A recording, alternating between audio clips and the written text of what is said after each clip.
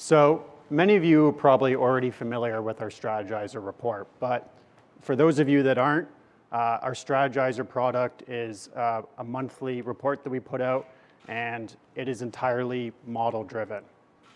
At its core, Strategizer is best thought of as a risk management tool, providing expected return forecasts over a one-year horizon across all the major asset classes. Our model scores oscillate between 0 to 100. Scores close to 0 imply very weak forward returns, whereas scores close to 100 imply very strong forward returns.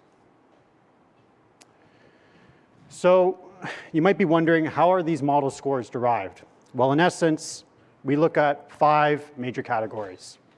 And we do this across all of our asset class models, so we have a repeatable process that is easily understood. The 5 categories are fundamentals, valuations, technicals, sentiment, and positioning and fund flows. We have about 5 to 10 different indicators within each category. So in essence, our models are a function of 5 key categories with 5 to 10 different indicators within these categories. So as you can see here, this table here is the median one-year out forward return for the S&P 500 at our various model scores.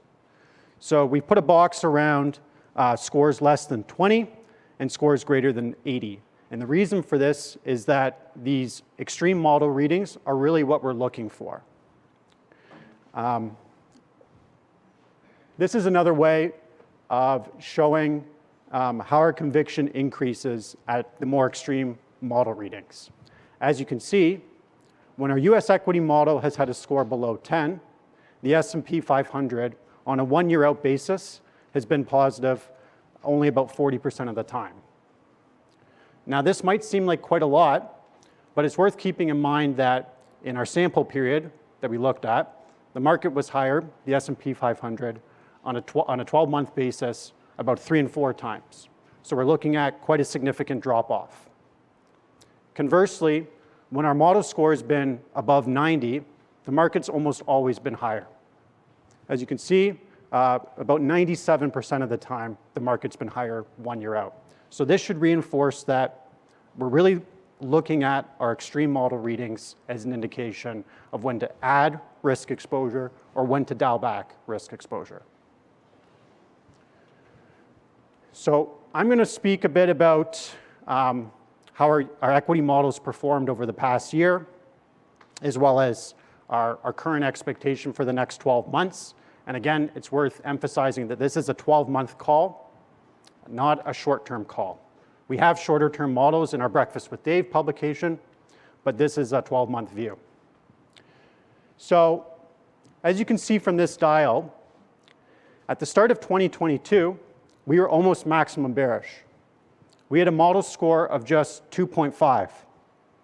Now keep in mind, as I showed before, the model scores go from 0 to 100. So 2.5 is about as negative as we could be on a 12-month basis. Now, as the sell-off progressed last year, our model scores became incrementally more positive. As you can see, this culminated in a score of 82.1 in October. And again, thinking back to our dial of scores between 0 and 100, 82 is obviously a solid reading. Right now, at the end of December, Strategizer's US equity model has a score of 69.9.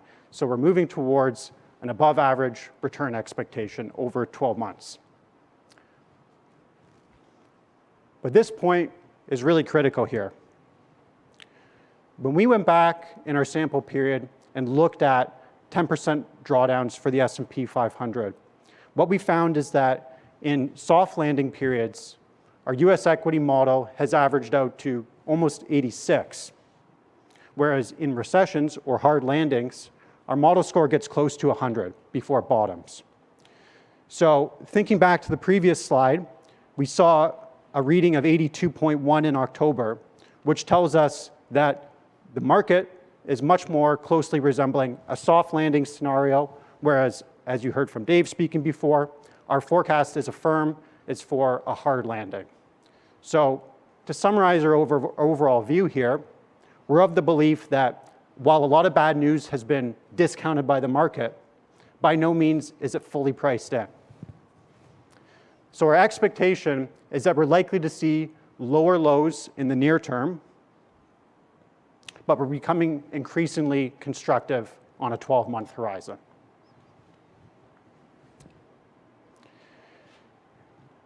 So our sector picks, the way we calculate them is a little bit different than how we calculate our headline model score.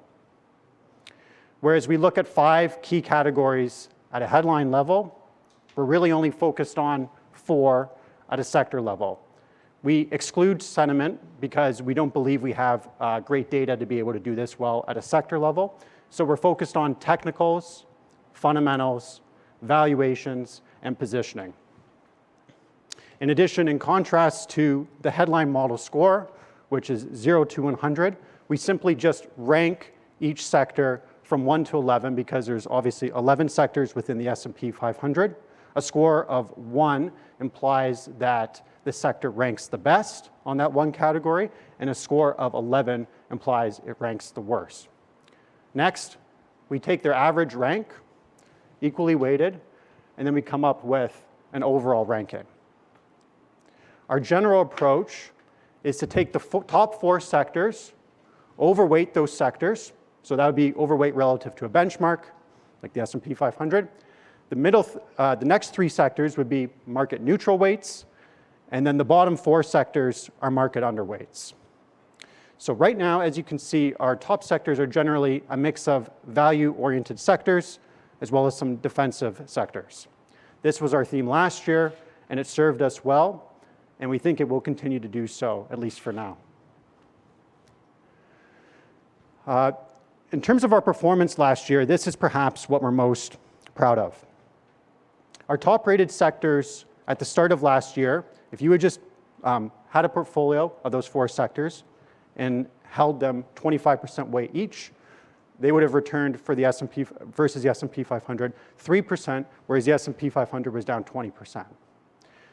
Equally as encouraging, our underweight sectors collectively were down almost 30%. So the spread between our top-rated sectors last year and our bottom-rated sectors was almost 30 percentage points. Our Canadian equity model, right now we have a very similar view as we have on the US market, but with one important distinction. Whereas we started last year with an almost max bearish reading on the US equity market, remember it was a score of 2.5 out of 100. Our Canadian equity model was, while expecting below average forward returns, the score was considerably higher at 40.3. The reason for this is that in contrast to the US equity market, the Canadian stock market was a lot more attractively priced. Now, with the benefit of hindsight, we were validated in terms of having a more constructive view in the Canadian equity market than the US equity market, because in 2022, the TSX only fell about 9%, which was about 11 percentage points better than the S&P 500. Similarly to what we're seeing in the US, as the sell-off progressed last year, our model scores became increasingly constructive. Again, it's worth emphasizing that these are 12-month views, and we saw our model score ultimately hit 88.1 in October. But again, if we think back to our slide about the sort of readings we need to see for a recession to be fully baked in, we're not there yet. 88.1 still much more closely resembles a soft landing market trough. Like in the US, our top-rated sectors in Canada are a mix of, again, value-oriented sectors and defensive sectors. Energy and financials, while clearly at risk from slowing economic growth, have the benefit of having dividend yields between 4% and 5%. In our view, this is a very attractive attribute, especially in what we expect will be a challenging market environment for the first half of the year.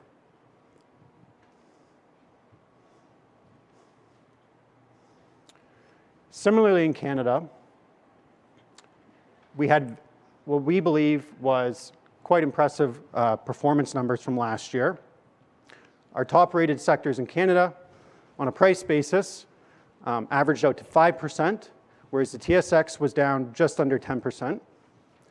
And our underweight sectors were down over 30%. So again, the spread between our top-rated sectors and our bottom-ranking sectors was well over 30%, 35% in this case. Some of our highlights were that in terms of our top-rated sectors, we correctly identified energy, which returned 24.4% last year, consumer staples, which was up almost 9%. And on the downside, we identified healthcare and tech as sectors to avoid. And both of these sectors ultimately fell more than 50% last year.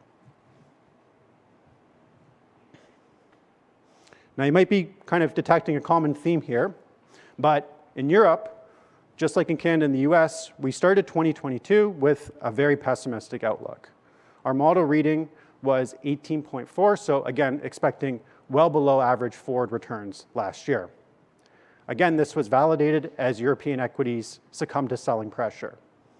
But again, consistent with what we're seeing in Canada and the US, our model scores became progressively more positive as the sell-off progressed, and it culminated in a reading of 79.7 in October.